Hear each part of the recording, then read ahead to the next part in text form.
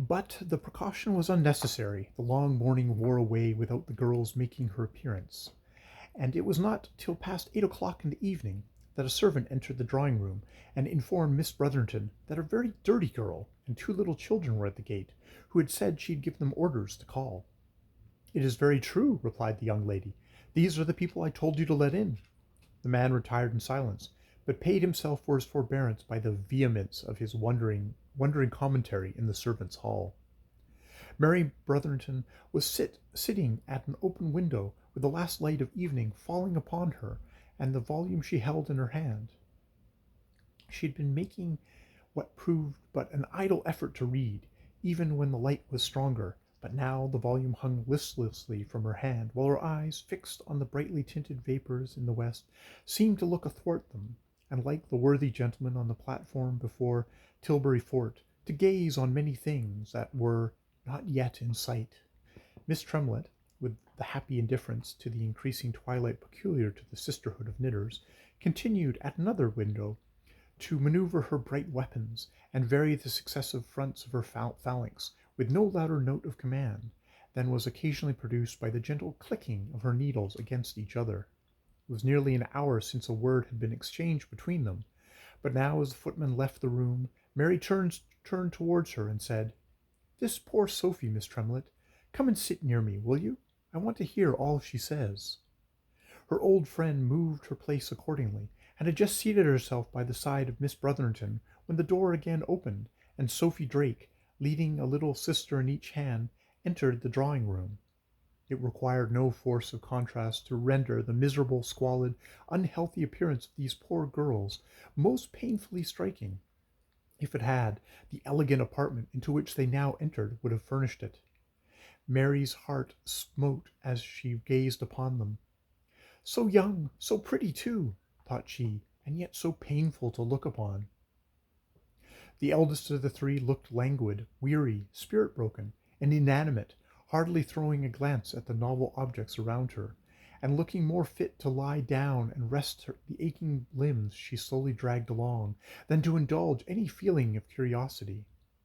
The little ones had the same unsteady, tired gait, but they looked up with an expression of wonder, and almost of awe, on every object they passed along. "How are you all, my poor girls?" said Mary kindly, as she drew them near to her. The eldest girl dropped a curtsy, but made no audible reply. "It is so sad and hopeless a grief to lose a mother," continued Miss Brotherton, "that I can say not one word to check your grief. But if there's anything I can do to make you more comfortable, I shall be glad to do it. You seem all of you greatly in want of clothes. How comes that, when so many of the family work and get the wages, isn't it enough to buy us get?"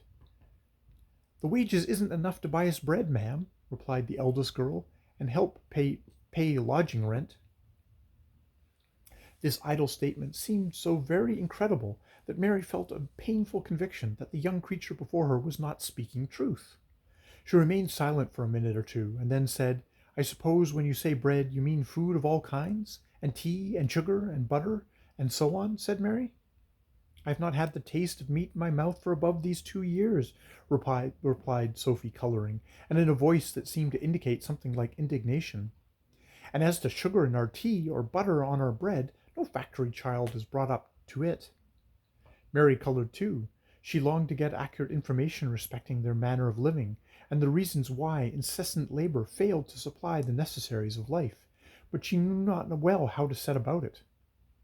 "Do not be angry with me, Sophie," said she, "if I ask questions that seem unfeeling and very ignorant. I really know very little or nothing about the manner in which poor people live, and I want to know, not merely from curiosity, but because I should like to help them if I could." "And God knows we want help bad enough, ma'am," replied the girl, while tears started to her eyes. "Father has got the money you gave yesterday, and we shall never hear any more of that." "Is he a bad father to you, then?" "Not bad to beat us, but he drinks terrible." "Then I suppose his wages go partly to that?" "His wages and ours, ma'am. He bain't always able to get work. The old hands are often out, and then in course he takes an arn." "Then if he were a temperate, steady man, you would do a great deal better?" "In course we should, ma'am. but our mother said he took to it, as most others do in all the mills, on account of hating to come home so, when we young ones come in from work. I've heard mother say that father cried when that was the biggest, come home first beaten and bruised with the strap and the billy roller. What is the billy roller, Sophie? Inquired Miss Brotherton, in an accent denoting considerable curiosity. It's a long, stout stick, ma'am, that's used often, and often to beat the little ones employed in the mills, when their strength fails, when they fall asleep, or stand still for a minute. Do you mean that children work till they are so tired as to fall asleep standing? Yes, ma'am. Dozens and dozens of 'em every day and every year, except Sundays, is strapped and kicked and banged by the billy roller because they falls asleep. But surely parents are greatly to blame to let children young enough like for that go to work at all. But they must starve, ma'am, if they didn't, replied the girl. How many years have you worked in the factory yourself, Sophie? Just 12, ma'am, this last spring. And how old are you? 17, ma'am. 12 from 17? You mean to say you began work at the factory when you were 5 years old? Said Mary, with some appearance of incredulity. I was 5 years and 3 months, ma'am, answered the girl firmly. Miss Brotherton looked at Miss Tremlett, but perceived no appearance of incredulity on her countenance. Is this possible, Miss Tremlett? Said she. Yes, dear, I believe that is very common, replied the old woman. I have often heard it spoken of among the servants. Have you ever been at school, Sophie? Yes, ma'am. Afore father changed his mill and took work under Sir Matthew, we all, father, mother, Grace, Dick, and all, worked for the great Quaker gentleman, Joseph Tell, and he had a school in the factory for Sundays. And you learnt to read there, of course? No, ma'am, I didn't, replied the girl, shaking her head. Whose fault was that, my dear? Surely if you were put to school, you ought to have learnt to read. I couldn't, ma'am, I couldn't. It was not my fault neither, replied the girl with considerable agitation. We was often and often kept going till 12 o'clock on a Saturday night, and when Sunday cometh, we couldn't sit down upon a bench, neither Grace nor Dick nor I, without falling dead asleep. 'Twas the only right good sleep we had, that before Sunday, I mean, 'cause father was always obligated to wake us every other morning afore 5 o'clock, summer and winter, and earlier than that too, when we worked night work. So keeping our eyes open Sundays wasn't possible, 'cause they didn't strap us. Then there is not one of you that can read? No, ma'am, not one. Can your father read?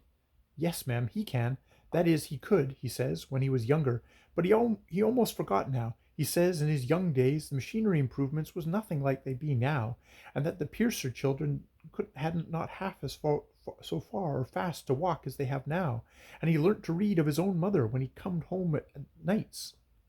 And why doesn't he do the same for his children, as his mother did for him? Said Miss Brotherton. Because we couldn't keep our eyes open for 2 minutes together when we comes home at night. I have seen poor mother, as is dead and gone, lay little Becky here down upon the bundle of straw that she and I sleeps upon, 'cause she couldn't keep up to her to eat her supper when she come home from the mill. And I have seen her put the sopped bread in her mouth so that she was so dead asleep that she couldn't get her to swallow it. And how could she or the rest of us learn to read, ma'am? Mary made no reply, but sat for a moment or two, with her eyes fixed on the ground, in very painful uncertainty as to what she could say or do that could be of effectual service to the miserable group before her. She felt that though poor Sophie might perhaps be telling nothing but the truth in this dismal description of her wretched family, it was not from her that any general information could be obtained. It was, as she thought, utterly impossible that it could apply to the hundreds of thousands of whom she had heard it stated, as a matter of national pride, by some of her rich neighbors, were employed in the factories of England and Scotland. A moment's thought sufficed to convince her, as it has done multitudes of amiable-minded ladies and gentlemen besides, that it was perfectly impossible such horrors could exist on the glorious soil of Britain, unless indeed, as in the case before her, the unhappy drunkenness of the father plunged his helpless family into a degree of poverty which nothing, perhaps, but the unnatural degree of labor described by this poor motherless girl could avert. I must clothe them all, thought she, and put the little ones to school. Perhaps, too, I may find a place in my own kitchen for poor Sophie. but as to learning from her anything that can be depended upon respecting the system by which the factory labor is regulated, that is quite hopeless. She felt, however, that the weary-looking group ought not to return empty-handed after the walk, with no reward for it but her promises, and turning to Miss Tremlett, asked her in a half-whisper that she could give what she could give them, that might be made immediately useful in the way of clothing, their garments being in a condition that was painful for her to behold. You might give them that piece of dark cotton, my dear, that you bought the other day for the coachman's children. There's no great hurry, you know, about them, for they are not to go to school till next month. Very true. It is just the thing, replied Mary, and having rung the bell and ordered her maid to appear, she gave orders to have it brought to her. I do not know how much there is of it, Sophie, she said, putting it into her hand, but enough, I think, for one or two of you, and I will get more of the same sort when I next go to Ashley. Sophie took it with a courtesy, but having held it for a moment, said, Please, ma'am, this won't be no use to me, unless I may pawn part of it to get the rest made. Can you not make a gown for yourself and your sisters, my good girl? Demanded Mary. Please, ma'am, I was never learnt to sew, replied the girl, blushing. More convinced than ever that her first effort to assist the poor operatives had led her by unnecessary chance into a family whose unthrifty habits made it almost hopeless to attempt doing them any essential service, Mary drew forth her purse, and giving half a crown to each of them, took the useless material back, saying, I will send you some more decent clothes to wear, Sophie, and then we must think what further can be done for you and these poor little ones. But indeed, my dear girl, I greatly fear that unless your habits are improved, and that you can be taught to use your needle like all other decent young women in making and mending what is given to you, it will be impossible for me or for anyone to do you much good. Poor Sophie Drake looked both sorry and ashamed as she listened to this reproof, but she attempted not to answer it, and again courtesying as she received the money, she turned away without again speaking, and left the room.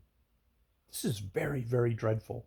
Nurse Tremlett, said Mary, as soon as they were alone, I could not have believed that it was possible in such a country as England to find human beings in such a state of degraded ignorance as that poor girl. Did you ever meet anything like that before?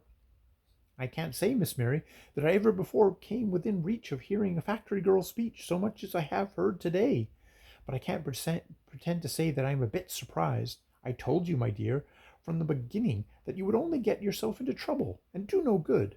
From the very first of my coming to this country, which was but a month before I came to live with your mamma, I always heard the same history of the factory folks. You must know, my dear, what everyone says must be true. Mary, as she listened to this, looked harassed, puzzled, and wretched. But it is not something unheard of in the history of the world, she said, that thousands and hundreds and thousands of persons should exist, all laboring, young and old, with unceasing industry to support themselves, and that this their painful labor should subject them to such habits of inevitable ignorance and degradation, that all decent and respectable persons must be taught to shun them? It does seem very hard upon them, my dear, to be sure, replied her companion, but as to why it is so, I am sure it is impossible for us to guess. It must be partly their own fault, of course, but at any rate, my dear, I wish you would not go on, working yourself up so. I can't bear to see you, Miss Mary, looking vexed and miserable for what you can't help the least bit in the world. And besides, my dear, I must say that this is nowise right for a young lady like you to run the risk of getting near very bad people indeed, whose ways I don't like to talk to you about. I know you can't abide Sir Matthew Dowling, and I can't say I ever saw or heard much to like in him, but for all that, there is not any good that I can see in disbelieving what he told us about these very people. He must know more about them than we can, and it was quite shocking, I do assure you, Miss Mary, the things he told me. A great deal too bad to repeat, I promise you. Mary burst into tears. I'm very unhappy, Miss Tremlett, she said, and it is not putting faith in Sir Matthew Dowling that can make me less so. That I may be led to do many things from my great ignorance which I were better informed I should not do, is very likely, and it is therefore my duty to obtain information upon this tremendous subject as speedily as possible. Would to God, my good friend, that you could give it to me, but as you cannot, we will cease to speculate together upon what we neither of us understand. I am sorry that our awful adventure yesterday prevented my proposed visit to the poor woman in Hoxley Lane. We both agreed, you know, that I could get no harm there, and I have an object in view in making that visit that I am sorry to have delayed. We will go there tomorrow, Nurse Tremlett, and so early in the morning as to run no risk of meeting any of the fine folks who love to show themselves on the Ashley Road. Mary Brotherton did go early the following morning to Hoxley Lane, but her visit was too late by exactly 24 hours.